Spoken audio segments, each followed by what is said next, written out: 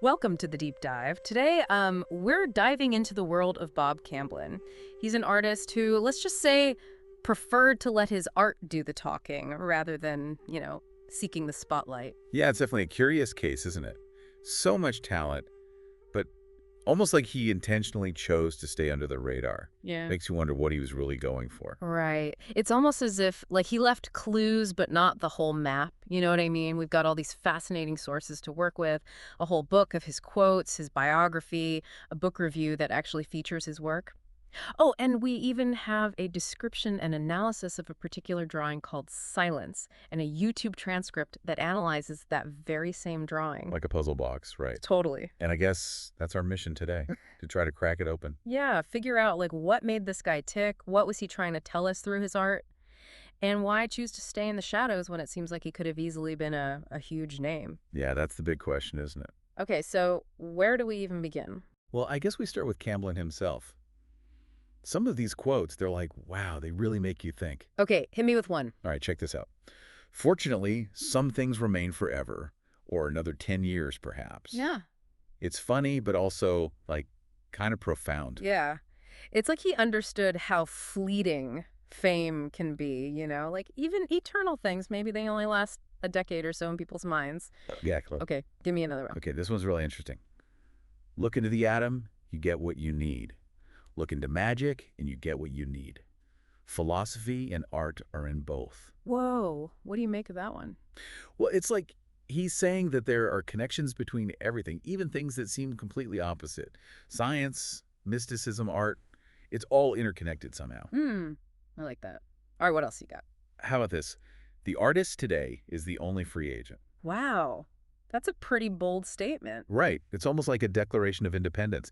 Camlin saw being an artist as a way to break free from, like, all the rules and expectations of society. Yeah. So he wanted to make his own rules. Exactly. He wanted to define his own terms. But here's the thing. He was clearly incredibly skilled. He was respected, sought after by collectors, but he still went out of his way to avoid the spotlight.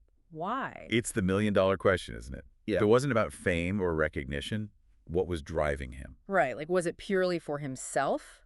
Or was he trying to communicate something deeper? We might get some clues from his biography. It talks about his childhood in Oklahoma during the Marland oil boom. That was a time of huge wealth, but also, a lot of that wealth eventually disappeared. Oh, yeah, the boom and bust cycle. I wonder if seeing that firsthand, maybe it made him think differently about material success. Yeah, it could have easily instilled a sense of, like, the fleeting nature of things. Money comes and goes. The biography also mentions that he was fascinated by the Wizard of Oz as a kid. Maybe that sparked his interest in fantasy, the surreal. Yeah, it's a very visual story. That kind of imagery could have definitely stuck with him. And then, of course, there's his time in the Korean War. He served alongside his lifelong friend, Forrest Harrisberger. That must have been a pretty formative experience. Absolutely. War You changes just cut. people.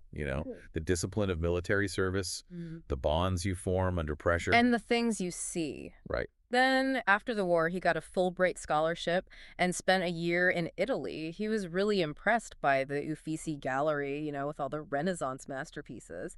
But there's this other side to his experience in Italy that's kind of interesting. Oh, you mean the Capuchin catacombs of Palermo? Exactly, with all the... Like preserved bodies. Yeah. Yeah, that's quite a contrast, isn't it? The beauty of art and then the reality of death. It's like he was drawn to both extremes, you Yeah, know? I think it speaks to this idea of duality that we see a lot in his work.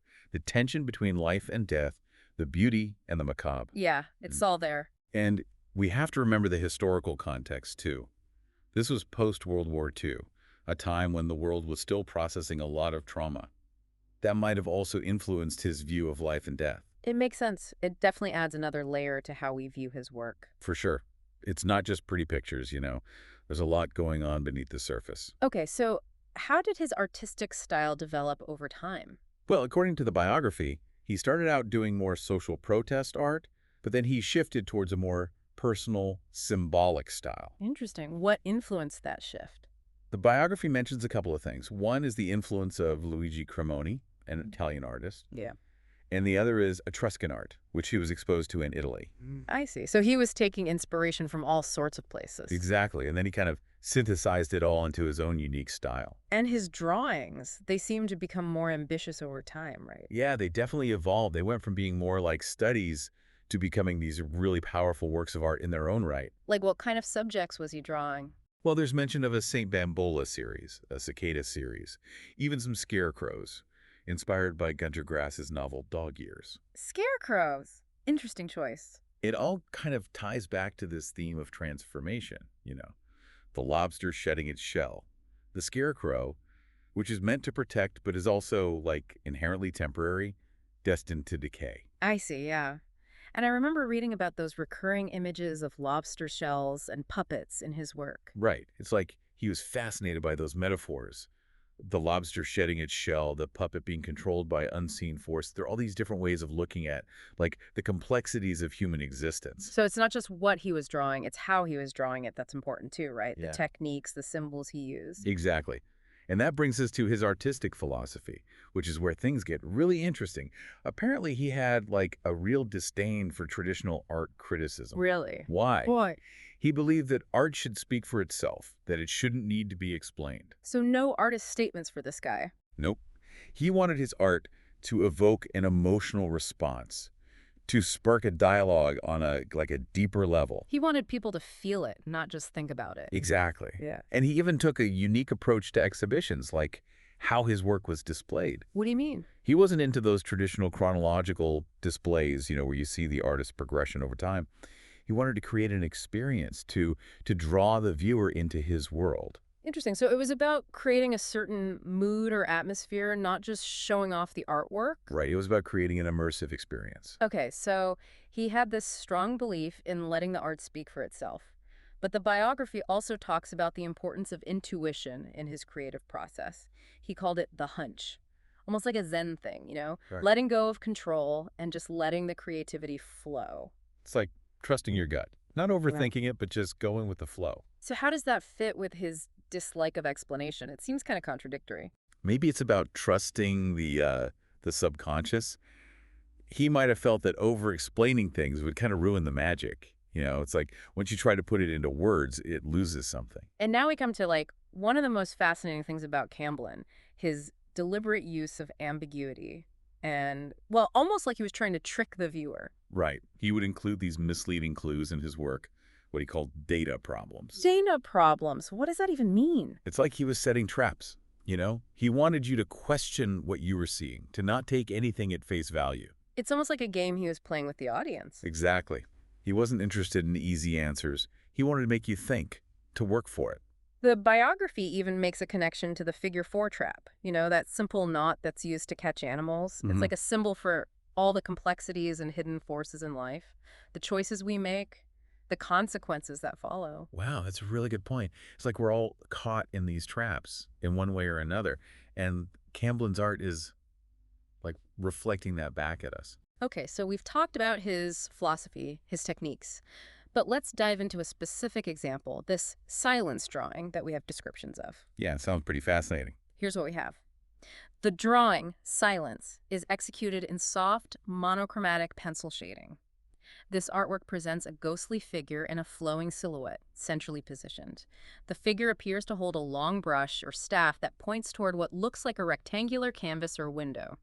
Surrounding these elements is an enveloping haze of swirling pencil lines, some forming broad arcs, others flickering in subtle cross-hatching.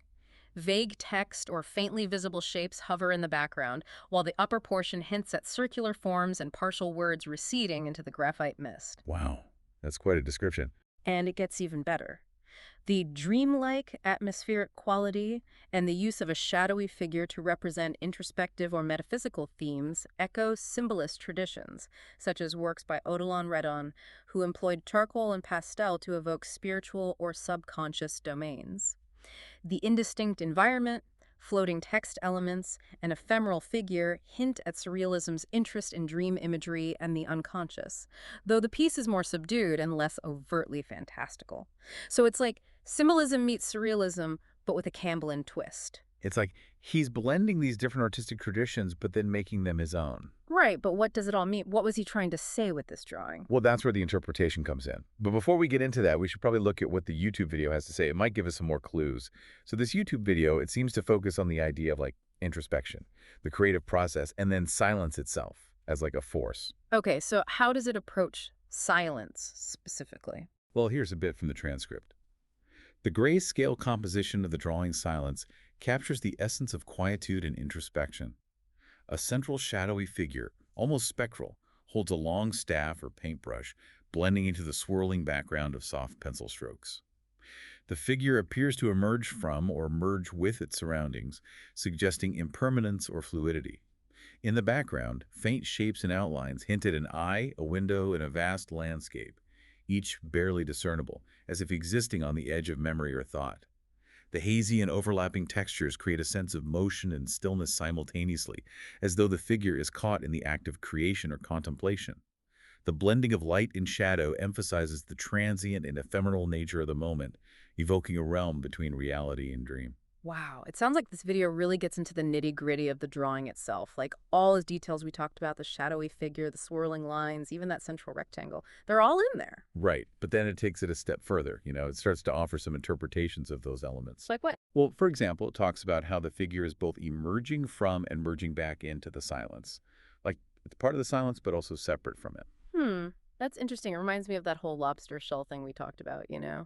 That cycle of shedding and renewal. Exactly. It's like Camlin's suggesting that silence isn't just emptiness. It's like this space where things are constantly transforming, where creation takes place. And I think that's where the Zen philosophy comes in, right? Because in Zen, silence isn't the absence of sound, it's actually a presence in itself. Exactly. And I think that's really key to understanding Camblin's work. He wasn't just depicting silence. He was trying to evoke the feeling of silence, the state of being that comes with it. It's like he wanted you to experience the silence, not just look at it. Right, and that's what makes this video's analysis so interesting, because it really tries to put you in that space. Yeah, and I really like how it talks about that intentional ambiguity in the drawing. There's this line, the blurred edges and indistinct forms invite the viewer to let go of attachment to clarity and embrace the beauty of ambiguity. It's like he's not giving us all the answers. He wants us to figure it out for ourselves. And that can be frustrating, right? We're so used to having everything explained to us, but it can also be really rewarding when you do have that aha moment, when you make that connection. Right. It feels like you've actually discovered something, not just been told what to think. Exactly. And that's what makes Camblin's work so unique. It's not just about the aesthetics, it's about this active engagement with the art. Yeah. He's asking us to be participants, not just observers. And the YouTube analysis also brings in some interesting connections to other things, like the I Ching. It links silence to a specific hexagram that's all about stillness and introspection. Oh, wow, I didn't catch that. Yeah, and it even talks about the figure in the drawing as a seeker, like an artist, someone who's searching for truth, for meaning. That makes sense. It's like Camblin himself was a seeker, and he's inviting us to join him on that journey. Totally. And then there's this line at the end of the transcript that really struck me. Sit with this drawing and embrace the silence it evokes. Let its subtle textures and forms guide you into a space of stillness and introspection. Reflect on your own creative process, what arises when you pause and listen to the quiet within. Use this as a moment to reconnect with your inner voice, the one that speaks loudest when the world grows silent. Powerful stuff, right? Yeah. It's almost like a meditation. It's not just about analyzing the drawing intellectually. It's about actually experiencing it, feeling the silence, letting it wash over you, and seeing what comes up. It makes you realize that art can be so much more than just something to look at. It can be a tool for self-discovery, a way to connect with something deeper within yourself. Absolutely. And I think that's something that Camblin understood really well. Yeah. He wasn't just creating art, he was creating experiences. Okay, so we've really delved into silence. But there's so much more to Camblin's work, right? And the biography talks about how difficult it is to actually see a lot of his art in person. It's scattered all over the place, privately owned. Yeah, it's definitely not easy to find. And that kind of adds to the mystery, doesn't it? Totally. It's like you have to go on a treasure hunt to find it. But people are trying, right? Like the biography mentioned this book, Incomplete Works. That's trying to catalog as much of his work as possible. Yeah, it's a huge undertaking, given how much of his art is out there. But I think it speaks to the growing recognition of his importance as an artist. People are starting to realize that he was onto something special. Yeah, and the fact that he was so elusive that he chose to stay out of the limelight, it just makes his work even more intriguing. So, thinking about everything we've discussed, what do you think is most significant about Camlin's legacy? Like, what's the takeaway for someone who's just discovering his work? Well, for me, it's the paradoxes. Like, he achieved mastery, but he chose to remain relatively unknown. His work is incredibly detailed and complex, but he often titled pieces anonymous, like he was downplaying his own role. He seemed to embrace contradiction, both in his life and in his art. Yeah, it's like he was always challenging our expectations. He wasn't playing by the rules, he was making his own. Exactly. He was a true original. Hmm. And I think that's what makes his work so enduring. It makes you think, it challenges you, it stays with you long after you've seen it. And then, of course, there's this book review of The Art of Everything, which features Camblin's work. The reviewer describes his drawings as paradoxes made visible, which is such a perfect way to sum up his style. Right. It's like he took these abstract ideas, these philosophical concepts, and he made them concrete. He gave them form through his art. The review goes on to talk about how Camblin used those everyday objects, the lobster shells, the puppets, even those traps, to explore some pretty deep ideas. And there's this one line I love. What is art but a series of questions disguised as images? What is philosophy but an attempt to answer those questions, knowing full well the answers will always be incomplete? It's so true, right? Like, art is supposed to make you think, to question, to wonder. Hmm. And good art, like Camblin's, it doesn't give you easy answers. It just opens up more questions, more possibilities. And that's a great place to start as we move into our final thoughts on Bob Camblin. So we covered a lot of ground here. Camblin's mysterious quotes, his life, the stuff that might have influenced his art, and those symbols and techniques that keep popping up. But what does it all mean, like, for someone who's looking at his work today? Well, that's the real question, right? And Camblin, he wasn't exactly big on giving you a straight answer. He wanted his art to spark something unique for each person, like a personal reflection. Yeah, it's like those breadcrumbs we talked about. He left us clues, but not the whole map. You have to find your own way to knowing it, not just learning about it. Right, exactly. He kind of throws down this challenge, makes you really engage with the work. But there are some key ideas that keep coming up, even if the meaning is still open to your own interpretation. One of those is like the idea of art as a process of discovery. It's not a one-way street. It's a journey for both the artist and the viewer. He didn't want to just hand it to you on a silver platter. It's definitely a different way of experiencing art. We're so used to looking for the artist's statement, the curator's notes, someone to tell us what it all means. But Camblin's like, nope, you figure it out. Which can be annoying, honestly, but also when you do have that aha moment, Yeah. it feels so much more satisfying, like you really earned it. I think that's the power of ambiguity. Yeah. It allows for all these different perspectives. Mm. Everyone can bring their own experience to it. And then there's that whole thing about duality, those paradoxes that we see all over his work. The lobster shell, the puppet, the figure 4 trap. Right. It's like he's saying, hey, life is messy and complicated. We're always trying to find balance, make sense of things that don't always make sense. And his art reflects that. It can be beautiful and disturbing at the same time, familiar, but also really strange. Yeah. And then there's the theme of silence. It's not just those quiet images. It's like a way of being that he's inviting us into. That seems to be really central to his whole approach, doesn't it? Like, he believed that truth or creativity, that real knowing, comes from stillness. You have to quiet down the noise, both inside and outside, to hear what's really there. I think so. And maybe those data problems he put in his drawings, those false leads, maybe that was part of it too. Like he was saying, don't believe everything you see or hear, think for yourself. So what do you think Camblin was really trying to achieve with his art? What was the point of it all? I honestly don't think there's one answer. Maybe it was all those things we talked about. Self-expression, making people think, exploring those big questions about life. But in the end, he leaves it up to us. What do we see? How does it make us feel? That's the magic of it. It's not about the answers, it's about the experience. And those experiences, they can be really powerful. They can change the way you see the world, maybe even change the way you see yourself. It's like connecting with something bigger than yourself. So as you're looking at Camblin's work, think about what you're knowing directly. Those truths that come out of the silence, the mysteries that you want to keep exploring. Because that's the best part. The search never really ends. There's always something more to discover, more to understand, more to know about Camblin and the world he created through his art. And that wraps up our deep dive into the world of Bob Camblin. He may have preferred the shadows, but his art sure shines a light on a lot of things. The beauty of life, the power of quiet, and the joy of discovery. Thanks for joining us. Keep exploring, keep asking questions, and embrace the mystery of it all.